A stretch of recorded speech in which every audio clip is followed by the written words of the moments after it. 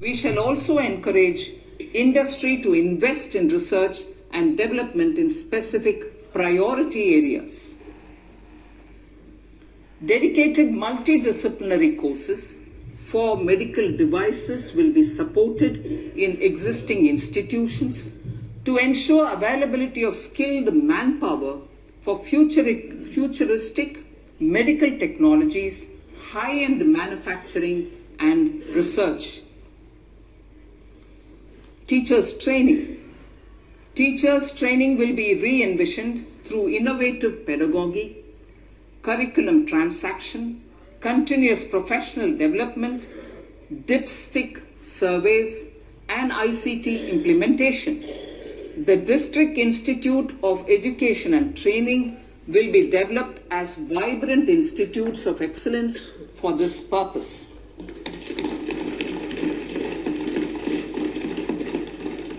National Digital Library for Children and Adolescents. A National Digital Library for Children and Adolescents will be set up for facilitating availability of quality books across geographies, languages, genres, and levels, and device-agnostic accessibility. States will be encouraged to set up physical libraries for them at panchayat and ward levels and provide infrastructure for accessing the national digital library resources. Additionally, to build a culture of reading and to make up for pandemic time learning loss, the National Book Trust, the Children's Book Trust, and other sources will be encouraged to provide and replenish non-curricular titles in regional languages and in English to these physical libraries. Collaboration with NGOs that work in literacy will also be a part of this initiative to inculcate financial literacy. Financial sector regulators and organizations will be encouraged to provide age-appropriate reading material to these libraries. I move to priority 2, reaching the last mile. Prime Minister Vajpayee's government had formed the Ministry of Tribal Affairs and the Department of Development of Northeast Region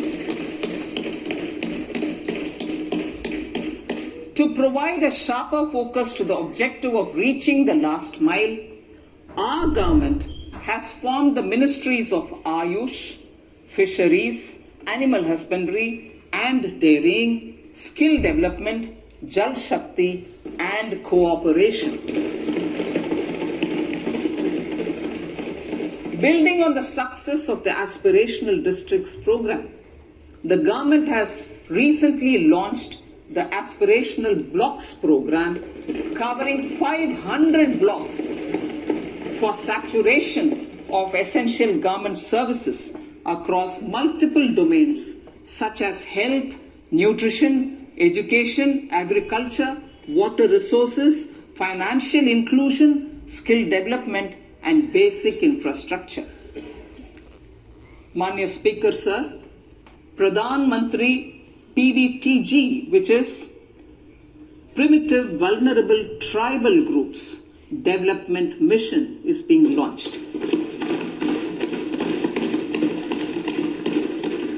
To improve socio-economic conditions of the particularly vulnerable tribal groups, the PVTGs as we refer them to, Pradhan Mantri PVTG Development Mission will be launched. This will saturate PVTG families and habitations with basic facilities such as safe housing, clean drinking water and sanitation, improved access to education, health, nutrition, road and telecom connectivity, and sustainable livelihood opportunities. An amount of 15,000 crores will be made available to implement the mission in the next 3 years under the Development Action Plan for the Scheduled Tribes. Ekalavya Model Residential Schools In the next 3 years, Center will recruit 38,800 teachers and support staff for the 740 Ekalavya model residential schools, which is serving 3.5 lakh tribal students.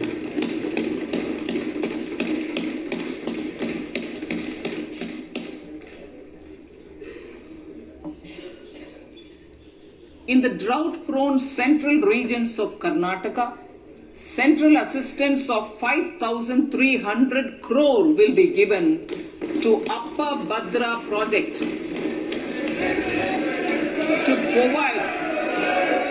to provide sustainable micro irrigation and filling up of surface tanks for drinking water.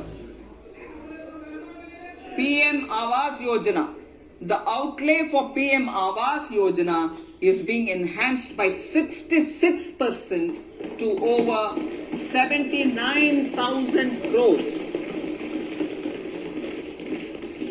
Bharat Shared Repository of Inscriptions will be set up in a digital epigraphy museum with digitization of 1 lakh ancient inscriptions in the first stage. Support for poor prisoners. For poor persons who are in prisons and unable to afford the penalty or the bail amount, required financial support will be provided. Priority number 3, infrastructure and investment. Investments in infrastructure and productive capacity have a large multiplier impact on growth and employment. After the subdued period of the pandemic, private investments are growing again. The budget takes the lead once again to ramp up the virtuous cycle of investment and job creation. Honorable Speaker, sir, the capital investment outlay is being increased steeply for the 3rd year in a row by 33% to 10 lakh crores, which would be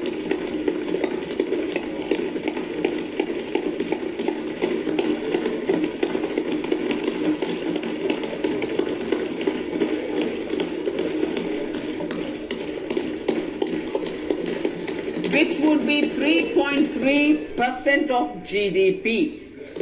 This will almost be 3 times the outlay made in 2019-20.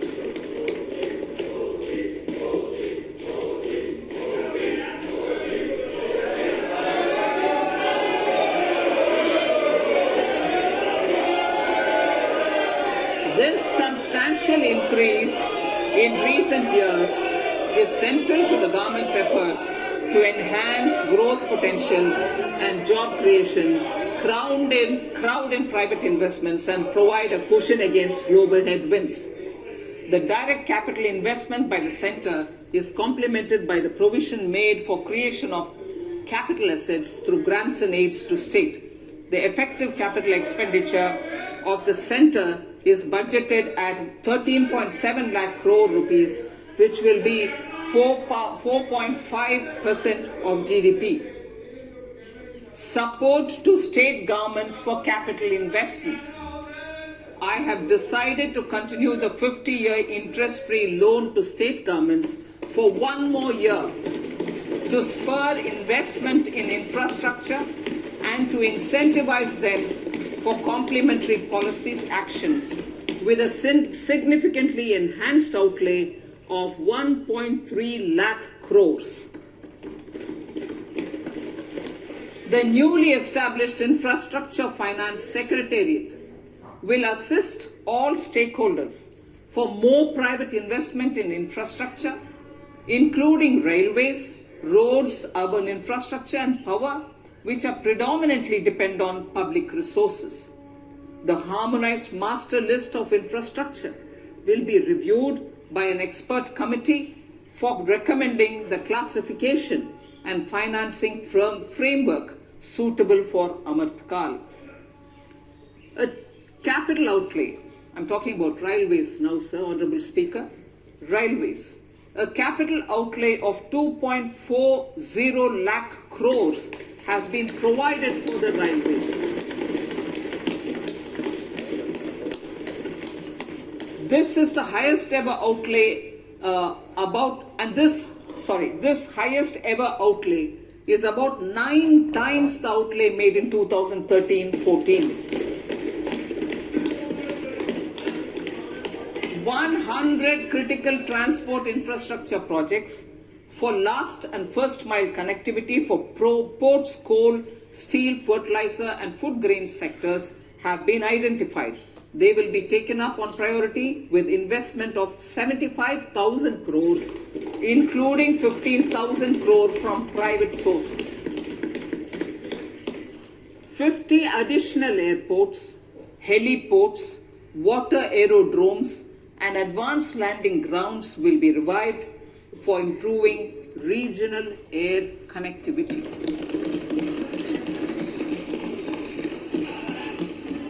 Sustainable cities for tomorrow.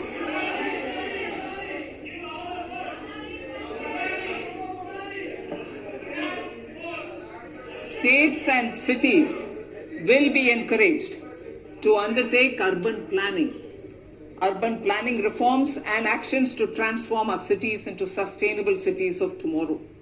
This means efficient use of land resources, adequate resources for urban infrastructure, transit-oriented development, enhanced availability and affordability of urban land and opportunities for all.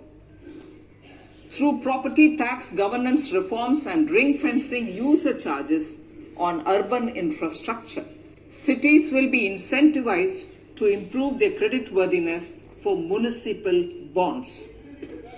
Like the RIDF, an Urban Infrastructure Development Fund will be established through use of priority sector lending shortfall. This will be managed by the National Housing Bank and will be used by public agencies to create urban infrastructure in Tier 2 and Tier 3 cities. States will be encouraged to leverage resources from the grants of the 15th Finance Commission as well as existing schemes to adopt appropriate user charges while accessing the UIDF. We expect to make available 10,000 crore rupees per annum for this purpose. All cities and towns will be enabled for 100% mechanical desludging of septic tanks and sewers to transition from manhole to machine hole mode.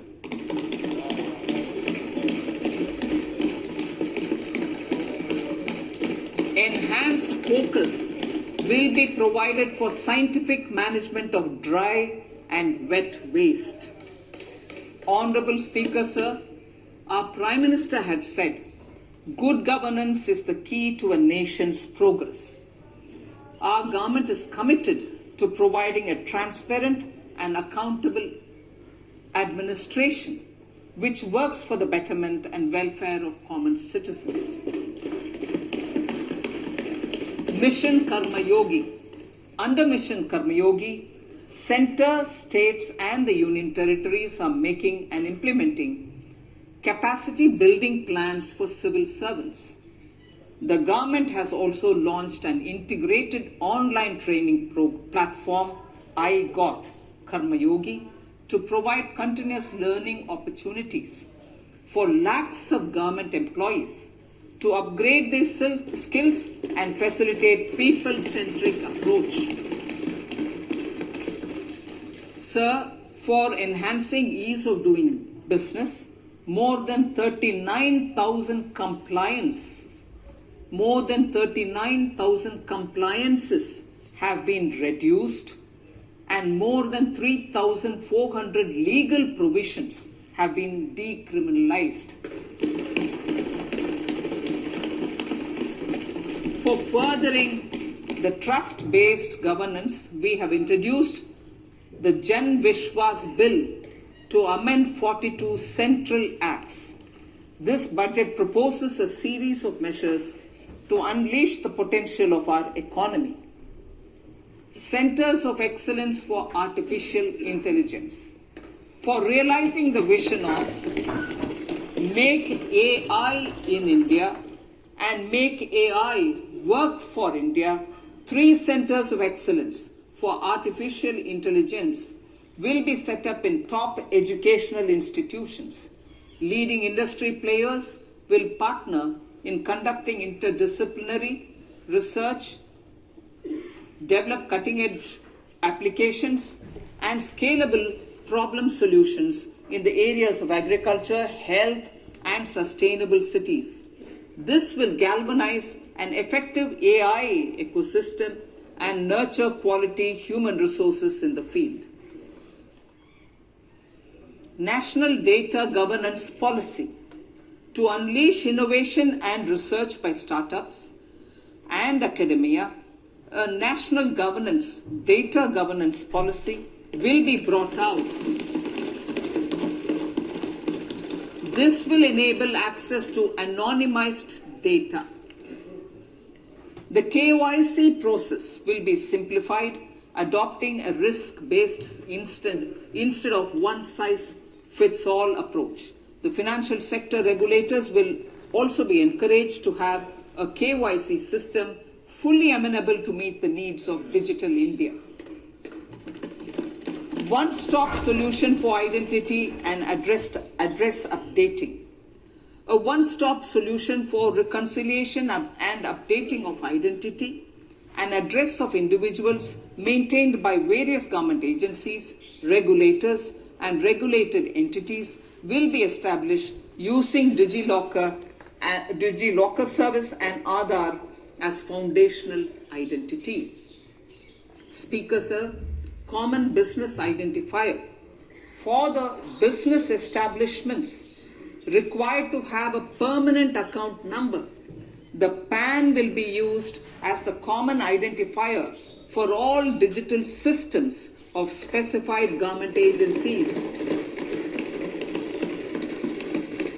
This will bring ease of doing business, and it will be facilitated through a legal mandate. For obviating the need for separate submission of same information to different government agencies, a system of unified filing process will be set up. Such filing of information or return in simplified forms on a common portal will be shared with other agencies as per the filer's choice. Vivad se Vishwas 1. Relief for MSMEs. In cases of failure by MSMEs to execute contracts during the COVID period, 95% of the forfeited amount relating to the bid or performance security will be returned to them by government and government undertakings. This will provide relief to the MSMEs. Vivad se Vishwas 2. Settling contractual disputes. To settle contractual disputes of government and government undertakings, wherein arbitral award is under challenge in a court, a voluntary settlement scheme with standardized terms will be introduced.